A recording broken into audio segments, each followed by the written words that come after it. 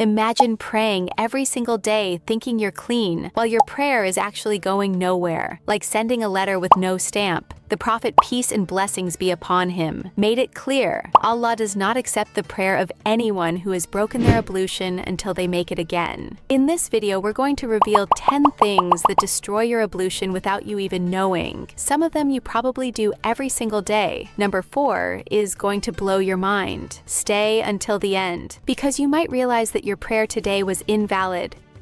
Deep sleep. The guard who left his post. You think you just dozed off for a second, but your body had other plans. Deep sleep breaks your ablution. Every single scholar agrees on this. Not because sleeping is wrong, but because when you completely lose consciousness, you lose control of your body. The Prophet, peace and blessings be upon him, explained it perfectly. The eyes are the guard of the behind. When the guard falls asleep, anything can happen. Here's the real problem. How many people fall asleep in the car waiting for prayer time?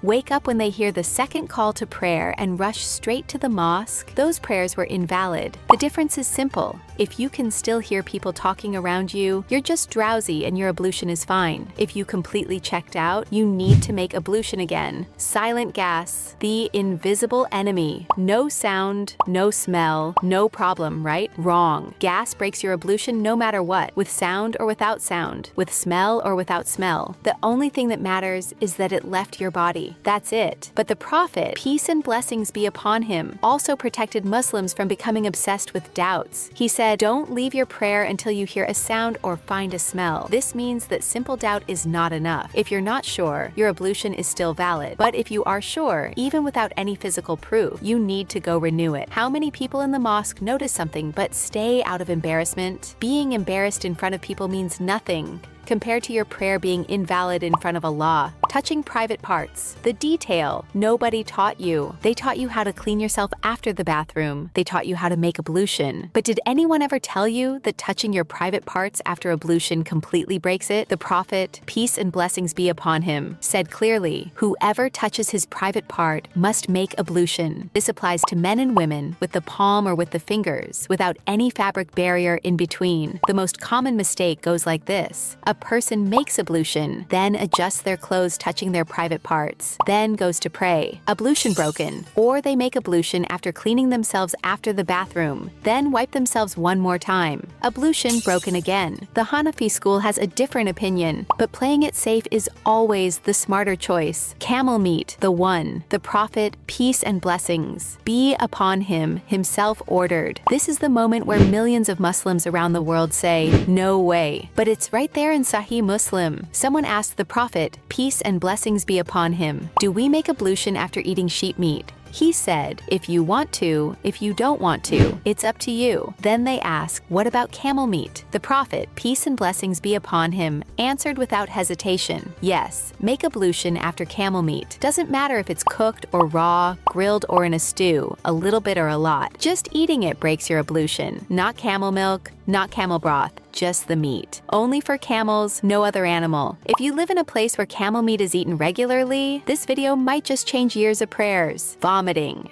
that fills the mouth, the problem for pregnant women and sick people. You wake up in the middle of the night, throw up, rinse your mouth, go back to sleep. In the morning, you pray the morning prayer. All good. According to the Hanafi school, no. Heavy vomiting, the kind that fills your mouth and you can't hold back, breaks your ablution. The Prophet, peace and blessings be upon him, himself vomited and then made ablution again. This especially affects pregnant women, sick people, and anyone dealing with severe acid reflux. The distinction matters. A small bit of liquid coming back up does not count, but real heavy vomiting does. The Shafi'i and Maliki schools disagree on this point, but the safe move is to renew your ablution just to be sure. Flowing blood, the wound that takes away your purity. You cut your finger while cooking. You clean it, put a bandage on, go pray. Seems totally normal, but according to the Hanafi school, if the blood flowed past the edge of the wound, your ablution is already gone. Not just any blood breaks it, only blood that actually flows and and goes beyond the wound itself. A tiny cut that doesn't bleed, no problem. A nosebleed that stops right away, depends on how much came out. A cut that bleeds a good amount, go make ablution again. The Shafi'i and Maliki schools have a different opinion and don't consider blood to be an ablution breaker at all. But if you follow the Hanafi school, the safe move is to renew your ablution whenever blood actually flows. Laughing out loud. During prayer, the one nobody knows. This one might be the most surprising of all. Laughing out loud during prayer does not just invalidate the prayer. According to the Hanafi school, it also breaks your ablution. The Prophet, peace and blessings be upon him, showed this through a real situation. A blind man walked into the mosque and fell into a hole. Some people praying laughed out loud. The Prophet, peace and blessings be upon him, ordered them to renew both their ablution and their prayer. But pay attention to the difference. Laughing out loud outside of prayer, your ablution is fine. Smiling during prayer, no problem for ablution, but you lose your focus. Only a loud laugh during the prayer itself is the issue, and only according to the Hanafi school. Pre-seminal fluid, the secret young people don't know about. A lot of young people find themselves in an awkward situation and have no idea how to handle it. They get out of the shower, make ablution, then find themselves in a moment of desire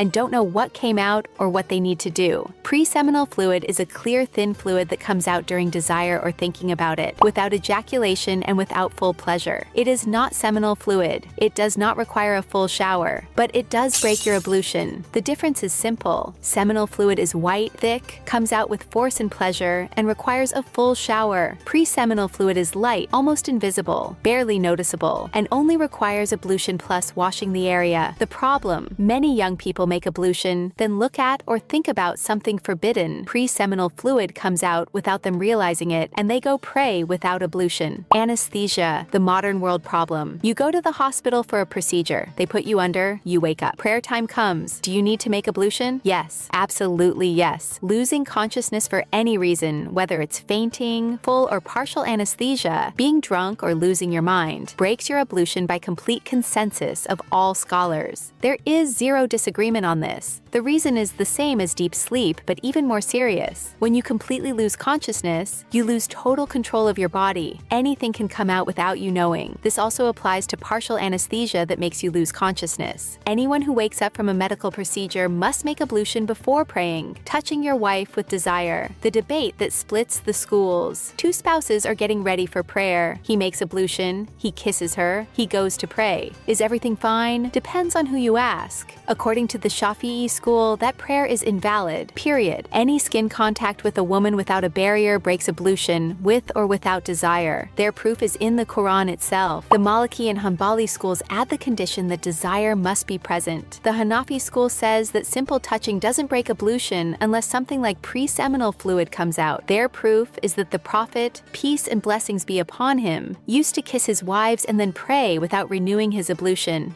What's the practical solution? If you want to be 100% sure that your prayer is valid according to every school, renew your ablution after any touch with desire. Takes a few minutes. Maximum peace of mind.